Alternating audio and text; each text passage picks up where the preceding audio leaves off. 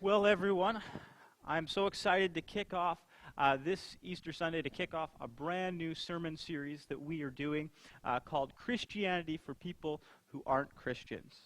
The title and much of the content from this series comes from a book of the same name by author James Emery White. I just want to make sure I'm giving credit where credit is due. It's an excellent book, and if you're someone who is curious about the Christian faith, I would highly recommend this. In fact, what our church would love to do for you is, if this is your first time joining us, if you're a guest, if you're someone who would say maybe you're skeptical or curious about the Christian faith, we're actually going to post a link in the comments section, and that'll take you to a form, and if you fill that out and put your address in, we will mail you a copy of this book for free. We'd love just a way for us to say thank you so much for joining us this morning. So, welcome.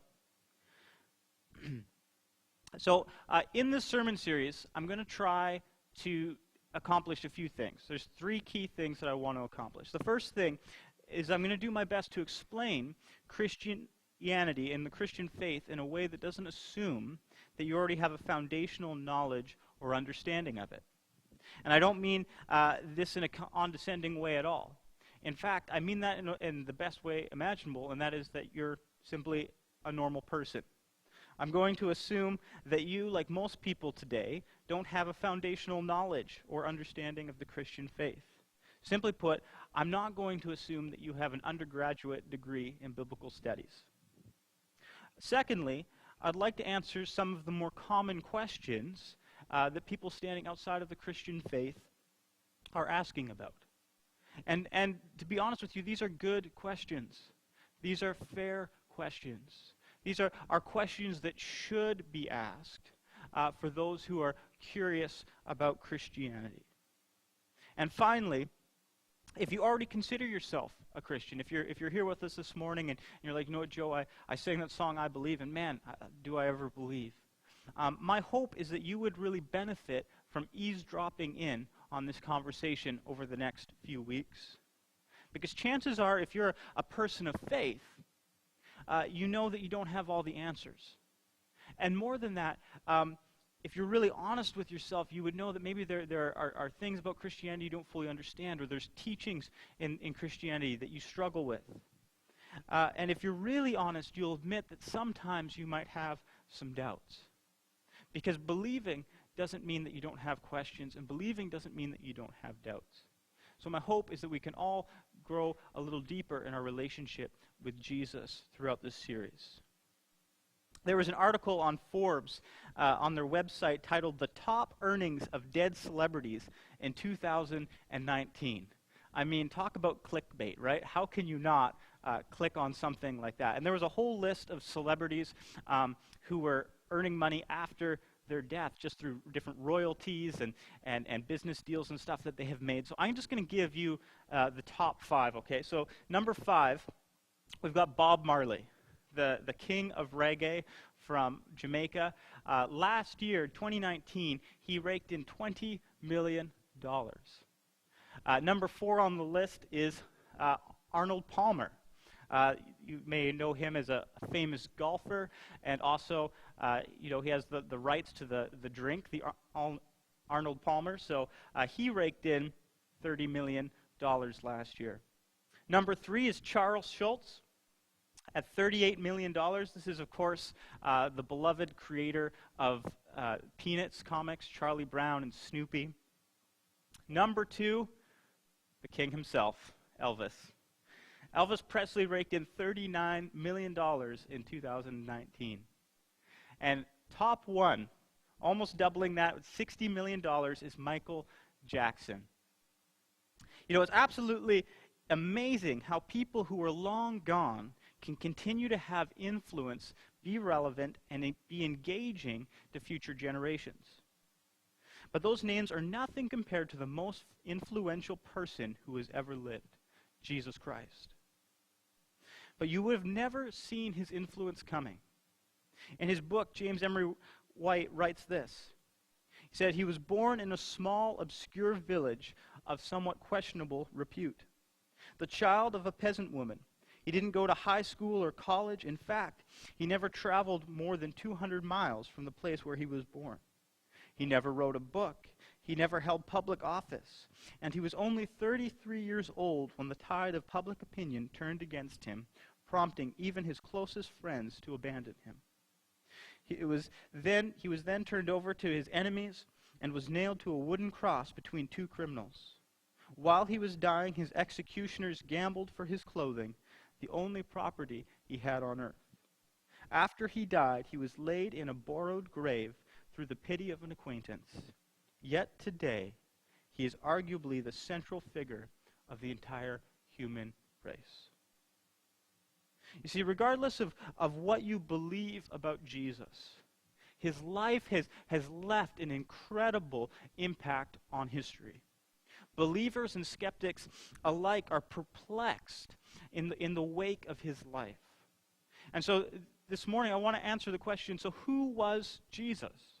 So who was Jesus really, this famous person that we've all heard about, but maybe don't know very much about? One very common belief about Jesus' life was that he never existed, that he is simply a myth. And for as common as this viewpoint is, it may surprise you to know that there isn't a scholar alive today who actually believes it. There isn't a reputable scholar out there who denies that Jesus is a historical person who walked this earth. Now, what they believe about Jesus might be completely different. There may be lots of different views about who he was, but no historical scholar takes this idea of Jesus being a myth seriously at all. So Jesus was a real person. And so if he was a real person, you might be wondering, what does Jesus look like? You may have seen lots of different depictions of Jesus, and they all look a little bit different. And to be honest with you, no one really knows for certain what Jesus looked like. What is clear, though, is what he did not look like. Jesus did not have blue eyes, long flowing blonde hair, and chiseled good looks. I'm sorry to be the one to break it to you. In fact, the Bible actually tells us that there was nothing about Jesus' physical appearance that would attract us or draw us to him. And so I also hate to be the one to break this to you, but Jesus was not white. Jesus was a Hebrew, and so he was born in the Middle East, and he would have looked like a Middle Eastern male. He did not speak in King James English. He didn't say thee or thou, and so if you use those words, it doesn't make you more spiritual. Jesus spoke in the word Aramaic. In the language of Aramaic was his native tongue, but as a boy he would have also been taught Hebrew and Greek. The earliest portrait of Jesus in existence dates back to the 5th century. It's the painting of Christ Pantocrator. And it's right here. And so the question is this what Jesus looked like? Potentially, but we don't really know. And that's kind of the point, is it really wasn't what Jesus looked like that made all the fuss. What really got things going was what Jesus said and what he did. And so let's take a look at who Jesus said that he was. Well, there's lots of different opinions about who Jesus was, but let's take a look at how he self-identified, who he said that he was. On one occasion, Jesus made this very bold claim. He said this, he says, "Your father Abraham rejoiced as he looked forward to my coming. He saw it and was glad. The people said, 'You aren't even 50 years old. How can you say you have seen Abraham?' Jesus answered, 'I tell you the truth, before Abraham was even born, I am.' At that point, they picked up stones to throw at him, but Jesus was hidden from them and left the temple." See, when Jesus said, "I am," people immediately wanted to kill him. And it wasn't because he was bad at grammar. They wanted to kill Jesus because he said something extremely significant. And the significance of "I am" goes all the way back to one of the very famous stories in the Bible, the story of Moses at the burning bush. Moses, an early leader in Israel's history, God revealed himself to him through a burning bush. And God gave him his name. He said, "I am who I am." And this name was considered sacred. This name couldn't even be uttered. It was the Hebrew word Yahweh. And you couldn't even speak this name out of reverence for that name. And so when Jesus said that before Abraham, that was the father of Israel, before even Moses was around, before Abraham, I am, he was taking the very name of God for himself. He claimed to be God. And this was blasphemy. And so immediately the crowd got angry, and they picked up stones, and they wanted to throw them at Jesus and kill him. On other occasions, Jesus called himself the Son of God, which is the same as making himself equal with God. Or he would say, I am the way, the truth, and the life. And so what do you do with that? People at Jesus' day were confused about what to make of him, and maybe you're confused this morning about what to make of him. What do you do with someone who goes around claiming to be God? What do you do with someone who goes and does and says the things that Jesus did? Well, believe it or not, there are really only 4 options. There's really only 4 options about how you can view Jesus, and you'll probably find that you fit into one of these 4 categories. The first, and I'll say very popular opinion, is simply that Jesus was a great moral teacher. That yes, he was a historical figure, yes, he lived and died, but he was just really a good guy. Maybe if you're generous, he was like a prophet even. He just taught a lot of good things. Here's where this gets a little bit tricky. No great religious or moral teacher ever claimed to be God, except for Jesus. Not Buddha, not Mohammed, not Confucius. Only Jesus made such an audacious claim. No religious leader would dare to say the things that Jesus said. And besides that, if Jesus claimed to be God and he wasn't, it would either mean that he was mentally ill or that he was an evil cult leader knowingly leading people astray. So let's look at this option about Jesus being mentally ill.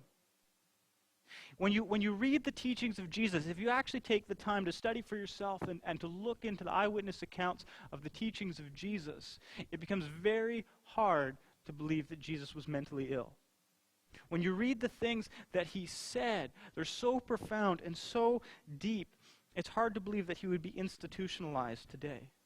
Psychiatrist J.T. Fisher actually called Jesus' great sermon, the Sermon on the Mount, the perfect example of mental health.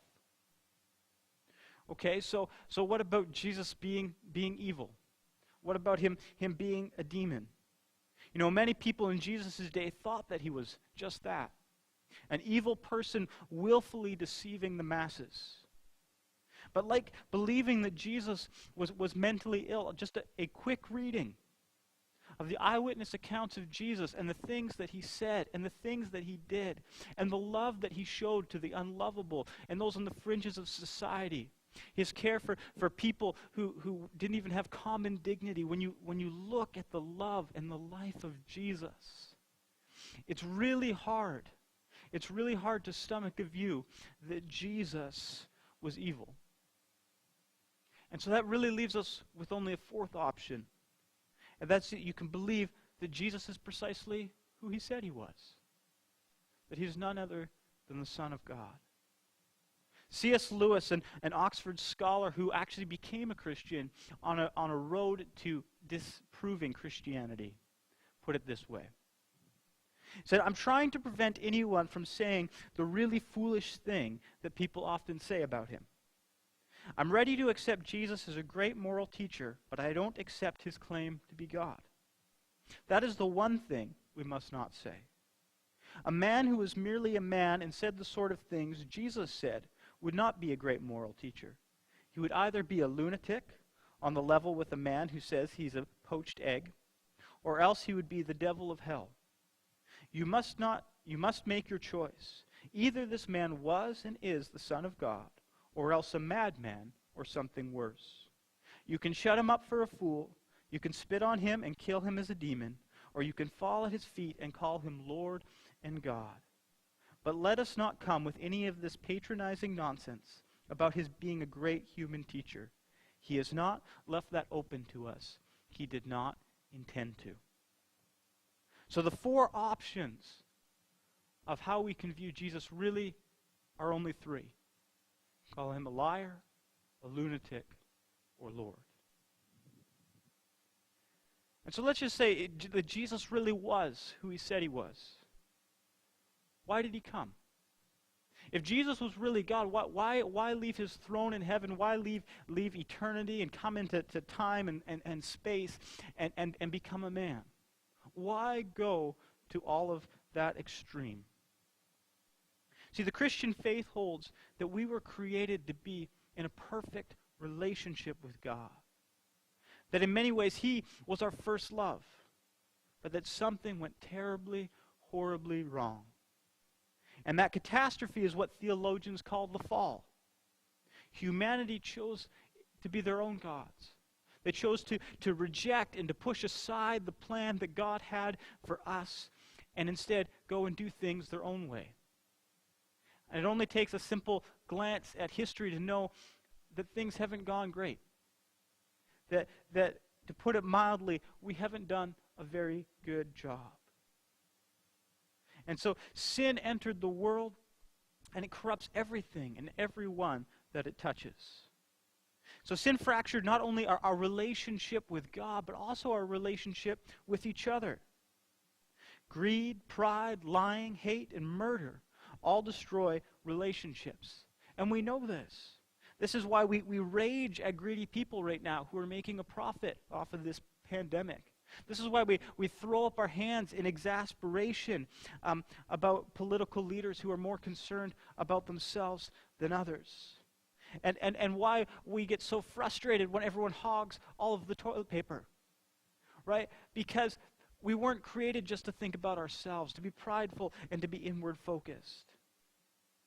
And more than that, in each and every one of us, there's this longing for spirituality. There's this longing for something more, but it seems disjointed and distant and out of place, and something isn't quite right.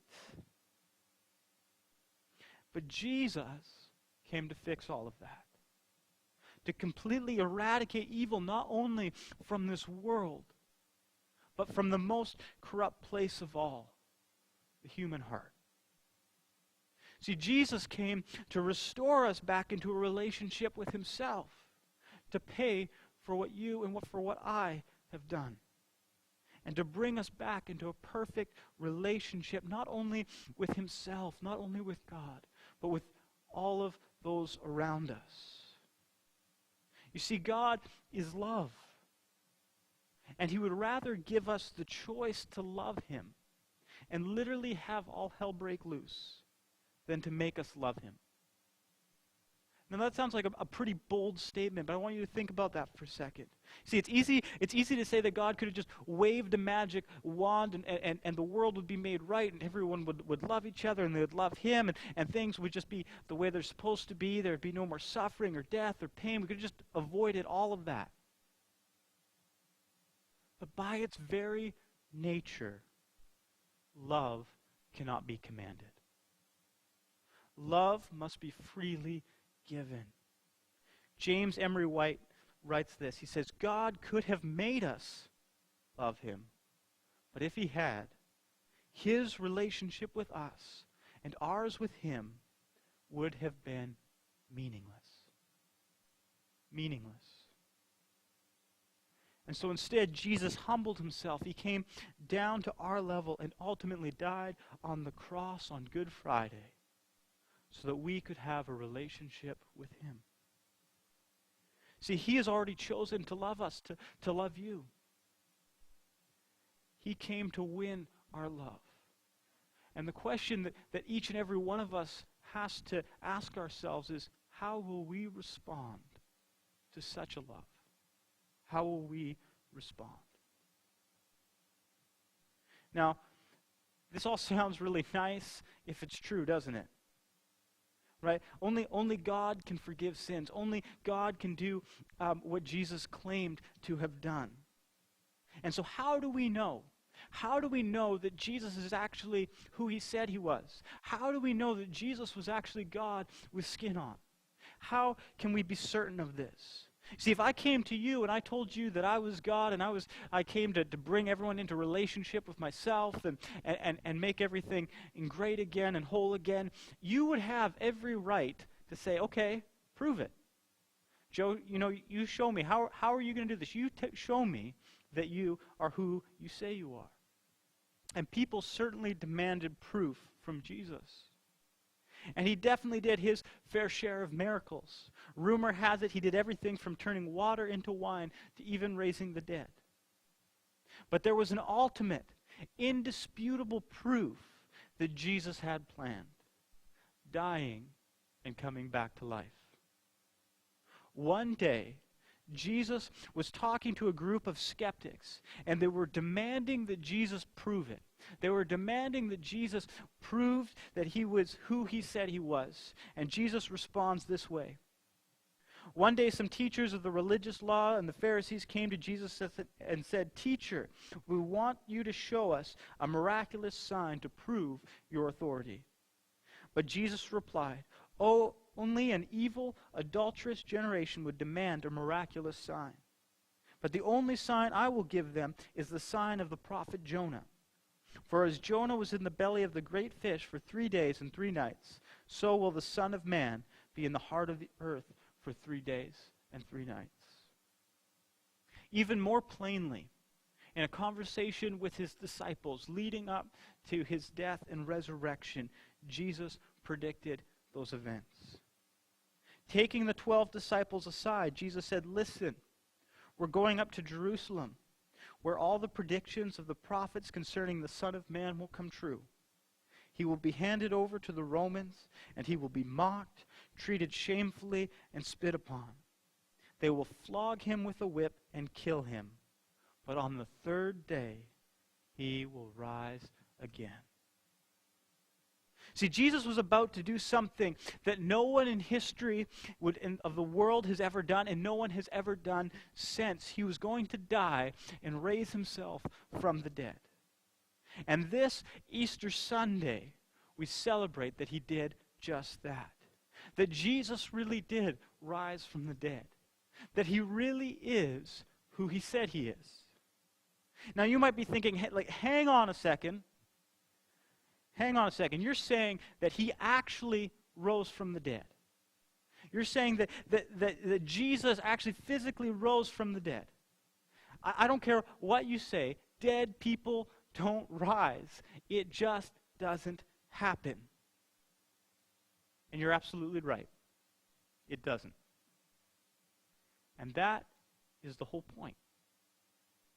That is why, if Jesus rose from the dead, it changes everything. No one but God himself could have done such a thing. In the words of Andy Stanley, Christianity rises and falls on the resurrection. If the resurrection is true, we are the most blessed people in the entire universe. And if it's false, we are the most to be pitied in the entire world. But Christianity is not a blind faith. It is a faith that is built on evidence. So let's take a look at the evidence. Did Jesus really rise from the dead? We're talking a physical resurrection here, not some kind of philosophical symbolism.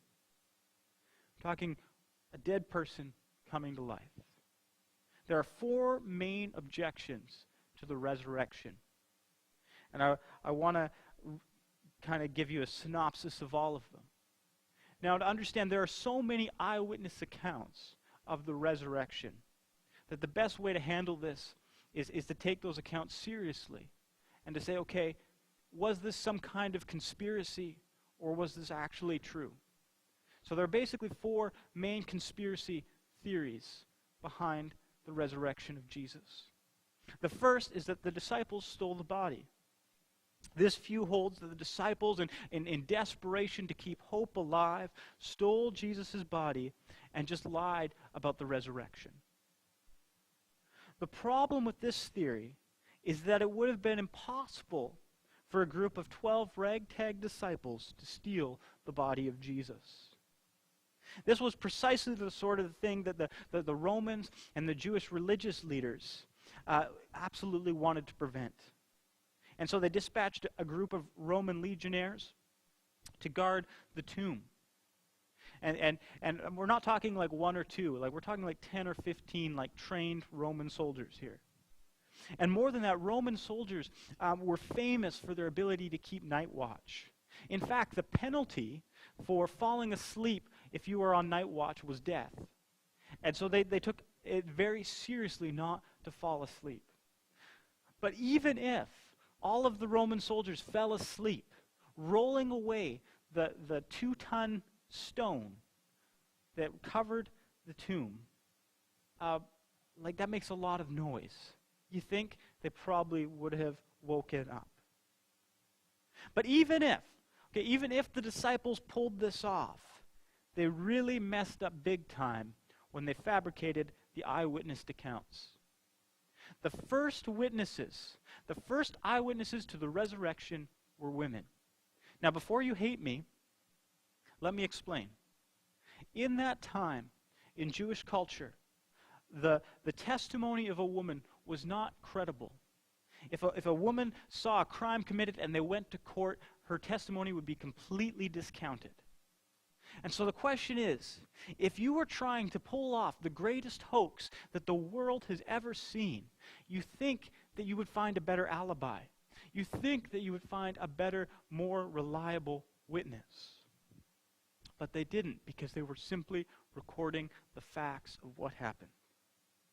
And finally, of the disciples who allegedly stole the body, even if all of that was a hoax and they managed to pull it all off, of the disciples who allegedly stole the body, all but one, John, who was later exiled to the island of Patmos, were killed for their faith. Every single one of them was martyred.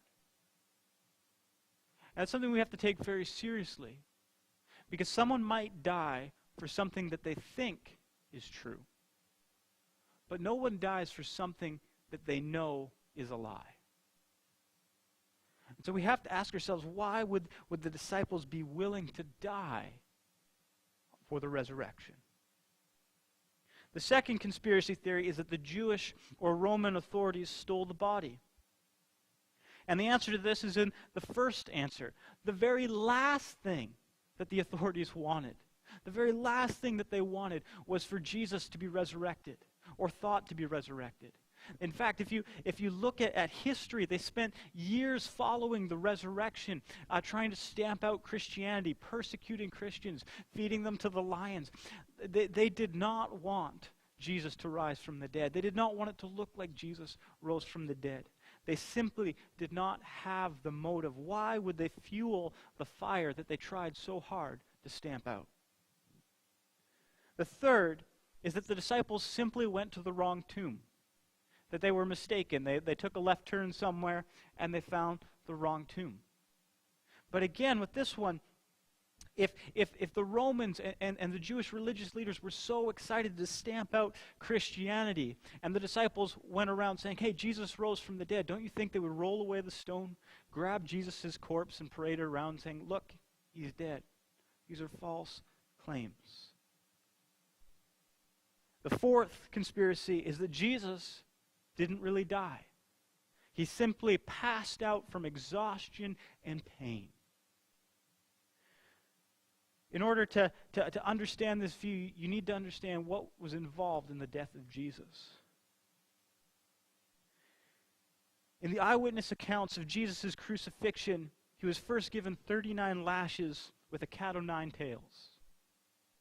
And basically this was a whip that the Romans would use, and it had shards of bone and metal on the end. It was weighted. And when they would whip someone, they would drive into the flesh on their back, and they would pull and would rip the flesh that it was attached to out. And it was very common for bone to be exposed in the back of their victims. 40 lashes was considered the death penalty. Jesus received 39. They then dug a crown of thorns into his head. And we're not talking thistle bushes or rose bushes here. We're talking like 2-3-inch like thorns. And to put that on his head, to drive that into his skull, the pain and the loss of blood alone would have been enough to kill him. And then he was forced to carry his cross to the hill where he was going to be crucified. And understandably, he collapsed from exhaustion and pain and was not able to carry the cross up the hill. And so they had a bystander carry the cross to the hill for Jesus. When he got up there, they nailed into his wrists and into his feet into a cross. And the cross was a death by asphyxiation, is basically what it was. It was death by suffocation. And you would hang there. And in order to breathe properly, you'd have to push yourself up with your feet.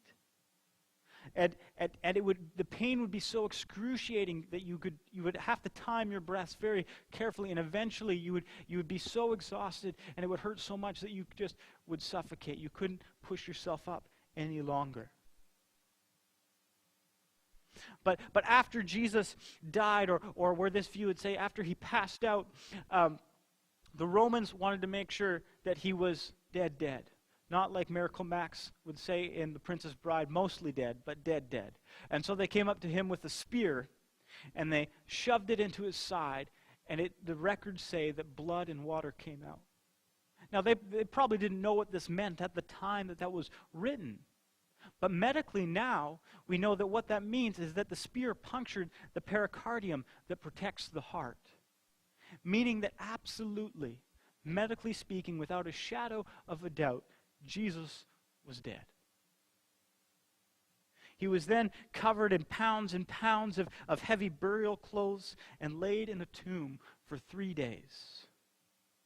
There is no coming back from that unless you are the Son of God. So, right now you're probably thinking, like, hang on, Joe, just stop here. Hold the phone for a second. You are not going to convince me through some kind of hypothetical scenario that Jesus rose from the dead.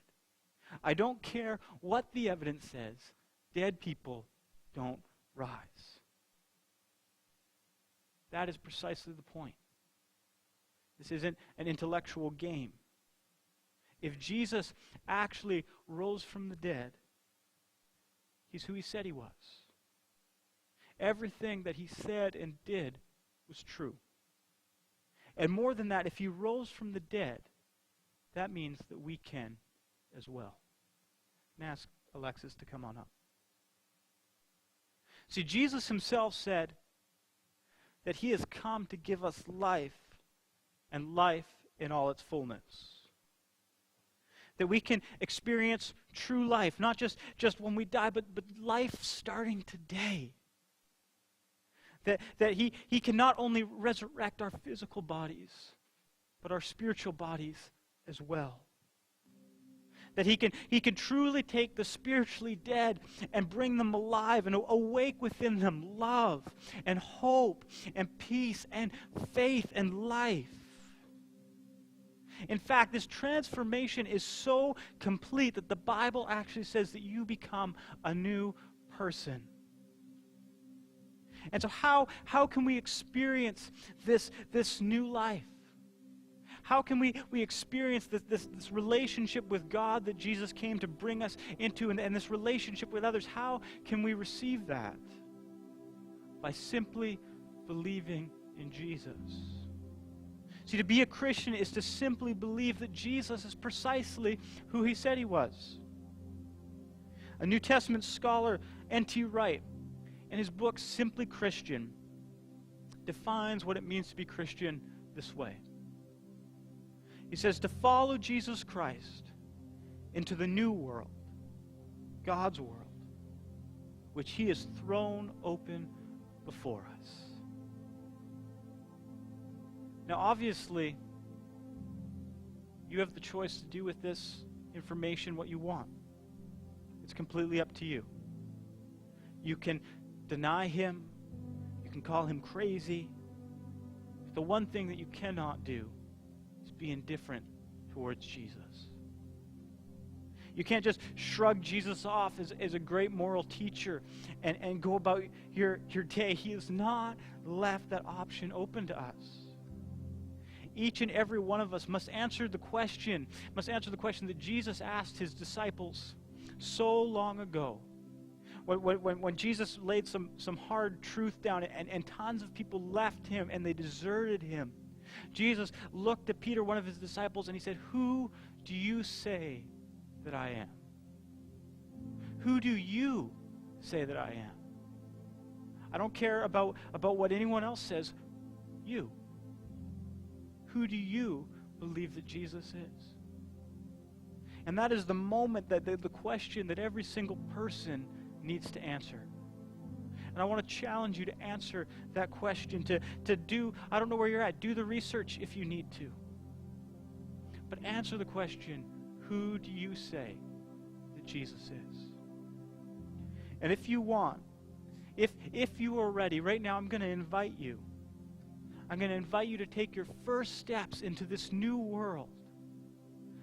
If you want to put faith in Jesus, if you want to experience the hope and the life and the joy of the resurrection, if you want Jesus to be your Lord and Savior, I want you to pray the simple prayer with me right now. Dear Heavenly Father, I know that I've messed up, that I'm a sinner.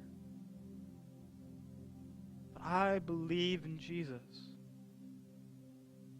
I ask that you would make me completely new. Lead me into your new world. I believe. Amen.